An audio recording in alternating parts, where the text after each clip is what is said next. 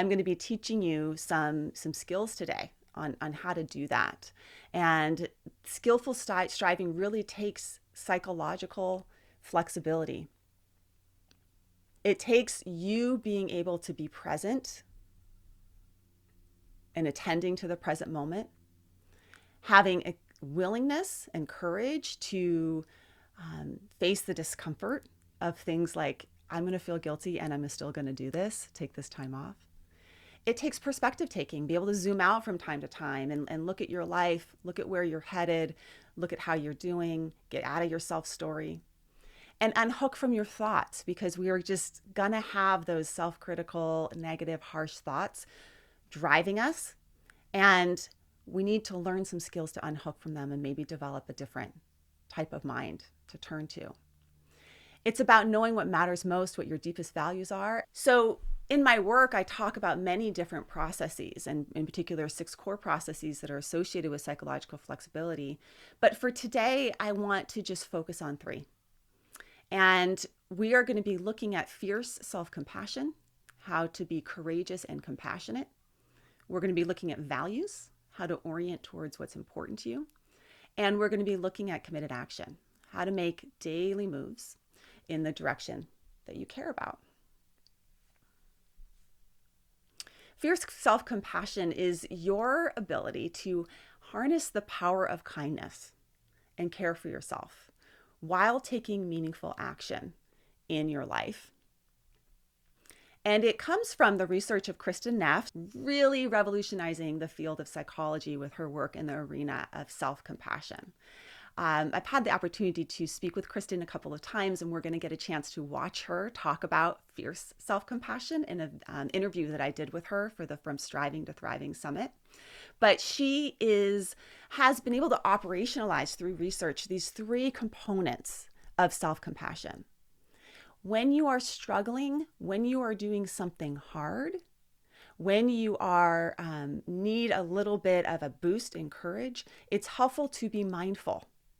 Mindfulness is your ability just to be in the moment, not off in the future, thinking about where this is going to go, not off in the past, thinking about how you blew it last time, but here and now.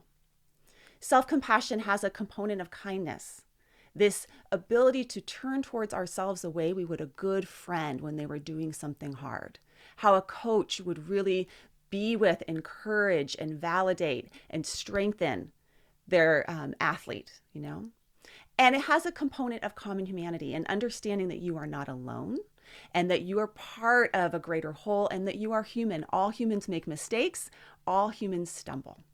So these are the 3 components of self-compassion. And if you go to Kristin Neff's website, you can actually do a little self-assessment on how you're doing on these 3. She'll score you with the self-compassion scale. So you can always Google that. But fierce self-compassion has this other aspect to it. It's not all about tenderness. It's also about action. It's about protection. It's about going for it. But you go for it with this balance between tenderness and fierceness. So here's Kristin talking about fierce self-compassion when I interviewed her last year. So with self-compassion, you don't need to be better to be acceptable. And yet, because we care about ourselves, we want to change things for the better in order so that we can be happy and well. Even though we're okay, some of our behaviors could use a little improvement. It's really a way of being in the world. It's a way of being with your successes and your failures. If you hold the whole process, with kindness, with support, a feeling of presence and connectedness, then that's what allows you to thrive. It's not what you achieve that allows you to thrive. It's how you are with the whole process.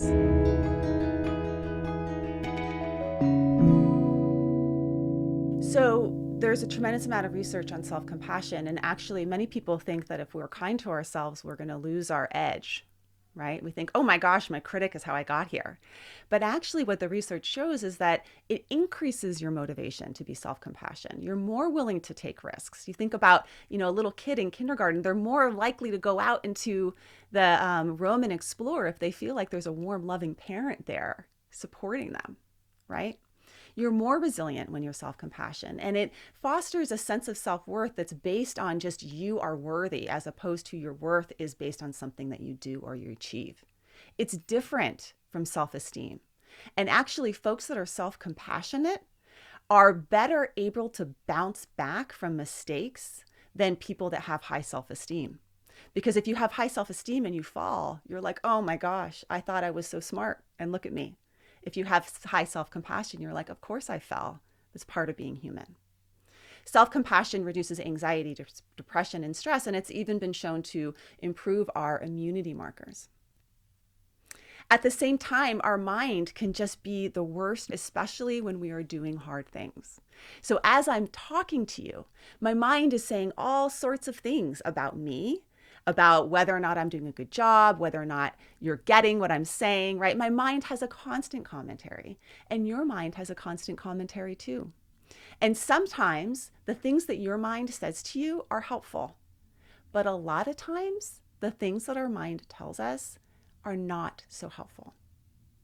You can almost imagine, you can do this with me, where you have like your left hand, if you take your left hand, some of the things that your mind has said to you even just today.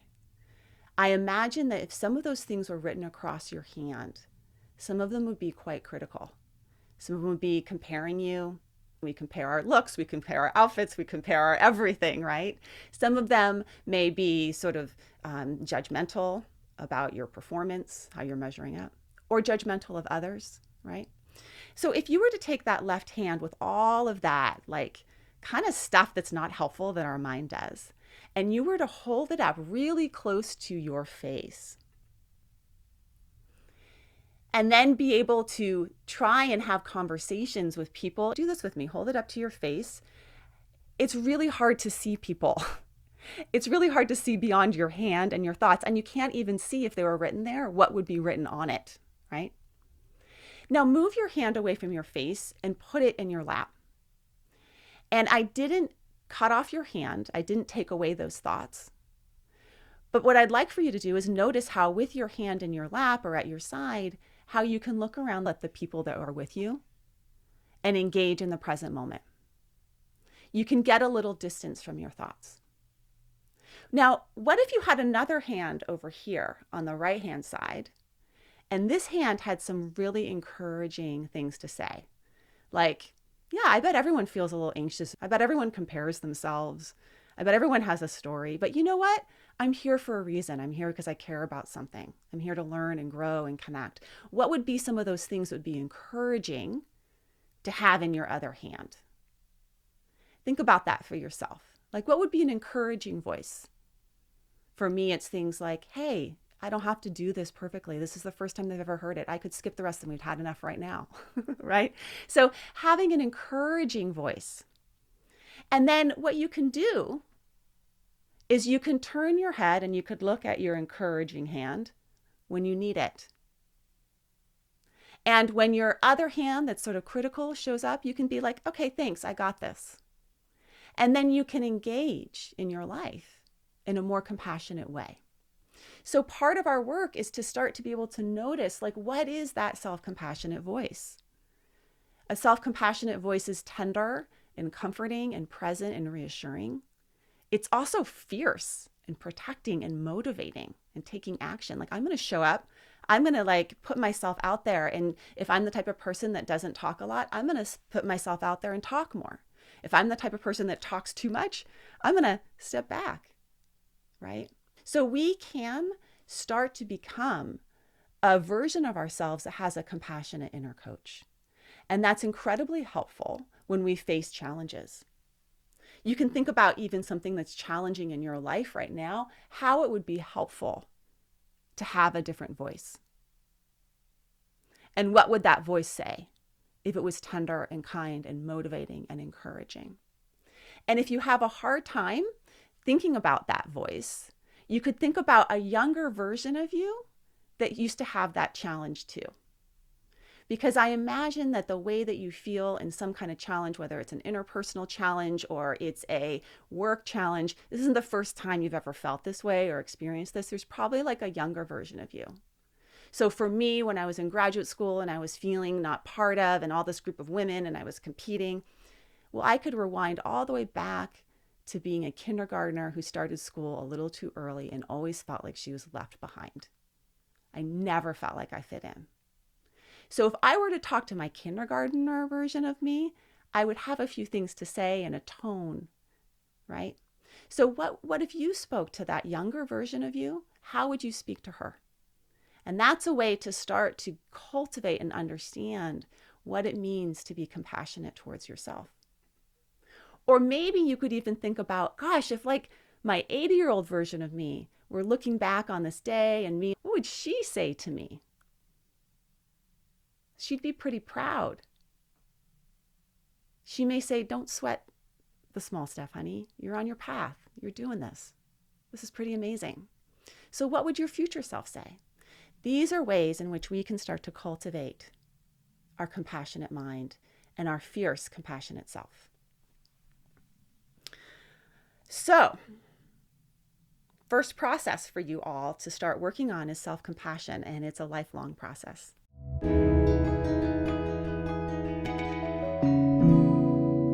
The second process that I want to explore with you in Skillful Striving is values. And values are qualities of how you want to live your life that demonstrate what you care about most. A lot of times when we think about values, we get them kind of mixed up with morals. So in ACT, in acceptance and commitment therapy, the type of therapy and training that I use, they're more about qualities of how you live your life. They're about acting in ways that feel consistent with the type of person you want to be in the world. And they're more about meaning than they are comfort and pleasure. Actually, things that are most meaningful to you are the most uncomfortable, as I mentioned before. If you are a parent or a pet owner, you know that. Like you love this thing so much and they're so meaningful to you. And oh my gosh, this is so painful sometimes, right? They also values make you more vulnerable, and they do not protect you from pain, which is kind of the hard part, is that when you start living your life in line with your values and you get clearer on what your values are, it can be quite uncomfortable. One that we really don't like to look at, which is regrets. People say, I have no regrets. Well, guess what? The research shows that when you think about the past, you actually are more likely to have regrets than not. And there's a great book out called The Power of Regret by Daniel Pink that looks at these foundational, these key regrets that we have. We have regrets around things that are foundational, like I wish I wore more sunscreen and took better care of my teeth. We have regrets around connection. I wish I was, called my mom more or stepped through that door of intimacy. We have regrets around boldness, and we have moral regrets. And when we take a look at what we regret in our life, like, oh, what do I regret about what I didn't do during the pandemic, as it starts to change, or what do I regret from my high school years? We can start to see that those regrets are also linked to our values. So I regret all those tanning beds I did when I was in college. Really regretting those right now. And, maybe because I care about taking care of my body and aging well. And that could motivate my values, my behaviors moving forward, my regrets. I want you to spend a little bit of time later, chat about these questions, because it's a fun question to share with people. You can go deeper with your regrets and see what these values show about you. So one thing about values is just this reminder that everything is impermanent. And Francis Weller, who wrote the book, The Wild Edge of Sorrow, writes in it that everything you love, you will lose. Everything. So our values become really alive when we recognize that if everything I love I'm going to lose, how do I want to be with that love in my action right now? How do I want to show up? Okay, our last process, which is committed action. Committed action is about taking action in the direction of your values, even in the face of obstacles. I live in this foothill here in Santa Barbara. There's a really big foothill behind us called the Cumbre Peak, and paragliders jump off of it. So, every once in a while I'll see like a paraglider flying over my house. And I got a chance to go and watch a paraglider jump. And when paragliders jump, they have to set out their parachute and they run for the edge of the mountain. And as they're running, their parachute catches. And when it gets caught, they get pulled back and they have to run again. That is what committed action towards your values feels like. It's not just a one and done deal. If you're going to get caught, obstacles are going to show up. And how do you have the courage to move forward? We have a coach. We have that inner compassionate coach saying, great job. And then we also have the thing that we're going for. We're going for that view, the Santa Barbara view. I hope you come visit someday. We're going for that view. And we're going for that feeling of being lifted up that we can feel. It's not always big moves. A lot of times it's small little moves that we take. And we take them because we're motivated by our values and we're focused on the action, not the outcome. We start to live a values-based lifestyle, making it small and using that behavioral science again to create new habit loops. So our new habit loops are when those cues show up, we practice fierce self-compassion. We remember what matters most and we take action. And that can be challenging in the short term, but in the long term can feel richer and more meaningful. Committed action habit loops look like my stress shows up, and instead of just working harder and working through lunch and not eating or whatever our habit loop is, what I do instead is I pause, I slow down, I ask myself, what is it that I really need right now? If you were to ask that for yourself, like, what is it that I need right now? Tune into your body, tune into the present moment, and then act from there. We'll start to feel a different way of relating to ourselves and the world around us. Values-rich habit loops are things like I'm on my phone and working and my partner steps into the room.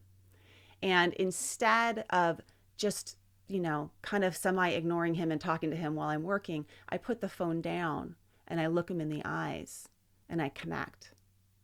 That's skillful action because it's connected to my values of how I want to be. And I do that over and over and over again. 20 years from now, I'm still in that relationship because I've built that tiny habit. BJ Fogg, who's a professor at Stanford, talks about tiny habits that he developed where he started doing 2 push-ups every time he went to the bathroom.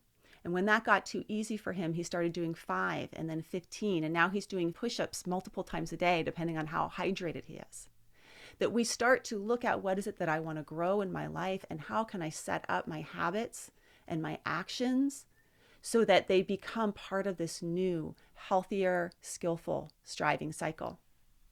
So you have your own worksheet there, and I'm going to encourage you, as you go back later today to fill out what your unhealthy striving cycle is. What does a healthy striving cycle look like for you? Because the same cues will show up. I guarantee it. Cues do not go away. And we have less control over the cues in our life and a lot more control over the actions that we take when those cues show up. We also can start to savor the consequences and focus our mind on the good of living in line with our values. Because when we focus on those consequences, we're working on our intrinsic reward, our intrinsic motivators, so that it's no longer about good girls and gold stars and A pluses. You're done with that. You're an adult now. And now it's about something more and bigger. It's about consequences and actions that are bigger than that for you. And they're more likely to be sustained when they're intrinsically motivating. So skillful striving is compassionate. Skillful striving is oriented towards your values, and it's flexible. It's shifting and adapting as you shift and adapt. It's about something bigger, and it's about a process. It's about a journey, not just getting to that top of a mountain, because I guarantee you once you get to that top, there will be another mountain range behind it. We think that our lives will be better when we get our job or our house or our partner or our divorce or we have our kid or our kids leave the house. But that's not what happens. We have another things will be better then and when. Instead, how can we make things better now? By how we're acting on our values and by how we're treating ourselves and treating each other.